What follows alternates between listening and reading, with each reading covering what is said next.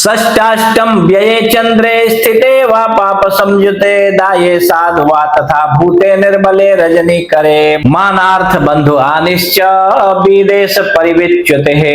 तो मित्रों, महर्षि पराशर बृहद पराशर होरा शास्त्रम के 58वें अध्याय के 60वें श्लोक के पहले लाइन और 62वें श्लोक में कहते हैं कि यदि आपकी जन्म कुंडली के अनुसार चंद्रमा आपकी कुंडली में गुरु से छठे आठवें 12वें घर में बैठा हो, अर्थात दशानाथ से छठे आठवें 12वें घर में बैठा हो, क्षीण होकर के बैठा हो, तो निर्बल अगर मान लीजिए कि चंद्रमा हो जाता है, क्षीण हो तो ऐसा चंद्रमा आपको मान हानि करवाता है, बंधुओं की हानि करवाता है अथवा बंधुओं से हानि करवाता है, धन की हानि करवाता है, विदेश से वापस पलायन करने पर मजबूर कर देता है अथवा राजा से भय ऐसे समय में हो सकता है। नृप चौरादि पीड़ा चौ, राजा से या चोरों से भी आपको बहुत ज्यादा कष्ट हो सकता है, जिसके वजह से विदेश परिविच्युत है, विदेश से आपको सब छोड़ छाड़ करके भागना पड़ सकता है ऐसे समय में। और कहते हैं कि दायाद जन विग्रह,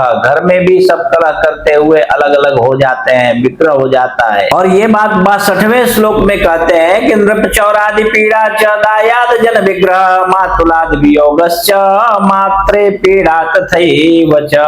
मामा का वियोग आपके साथ छूटा छूटी हो जाता है, वो कहां उनके साथ रिश्ते बिगड़ जाते हैं और माता को भी बहुत ज्यादा पीड़ा, बहुत ज्यादा कष्ट उठाना पड़ता है ऐसे समय में। आपके जो दायाद होते हैं उनसे भी आपका विग्रह यानी कि झगड़ा लड़ाई हो जाता है, बहुत दूरियां बन जाती है। और 63वें श्लोक में कहते हैं कि द्वितीय षष्ठयोरी से देह पीड़ा भविष्यति तद दोषोपशमनार्थम दुर्गा पाठम चकारयेत। कहते हैं कि मातुलादि वियोगश्च, अर्थात मामा के साथ भी वियोग हो जाता है, मात्रे पीड़ा तथैव च, माँ को भी बहुत ज्यादा पीड़ा होने लगती है इस समय में। और द्वितीय षष्ठयोरी से देह पीड़ा भविष्यति, अगर दूसरे या सातवें भावेश ऐसा चंद्रमा हो या भावेशों के साथ में बैठा हुआ हो तो निश्चित रूप से ऐसा चंद्रमा आपको शारीरिक पीड़ा बहुत ज्यादा देता है। तथा ऐसे दोष जब आपको ऐसा चंद्रमा दे रहा हो तो इन दोषों की शांति के लिए आपको क्या करना चाहिए? तो कहते हैं कि द्वितीय षष्ठयोरी से देह पीड़ा भविष्यति, दूसरे और छठवें घर का मालिक हो तो ये आपको बहुत ज्यादा शारीरिक पीड़ा देता है। तो कहते हैं कि तददोष प्रशमनार्थम दुर्गा पाठम चकारयेत, है ना, चंडी पाठ कीजिए आप, या नवचंडी करवाइए या सतचंडी करवाइए, अपने घर में करवाइए, उससे आपके सभी दोषों का प्रशमन हो जाएगा, आपके जीवन में सुख शांति सब कुछ आने लगेगी। ठीक है, तो इसी प्रकार आप भी अपनी कुंडली देखिए और अपने बारे में स्वयं समझ लीजिए। और यदि इसके बाद भी आपको आपकी कुंडली समझ में न आवे तो आप अपनी कुंडली किसी कुशल श्रेष्ठ अनुभवी विद्वान ज्योतिषी को दिखाइए। और कोई श्रेष्ठ विद्वान यदि आपको आपके आजू बाजू में न मिले तो आप हमारे व्हाट्सएप पे मैसेज कीजिए, अपॉइंटमेंट ले लीजिए और अपॉइंटमेंट लेने के बाद आपको फोन पर ही एक एक बात समझा करके विधि पूर्वक बतला देंगे। ठीक है।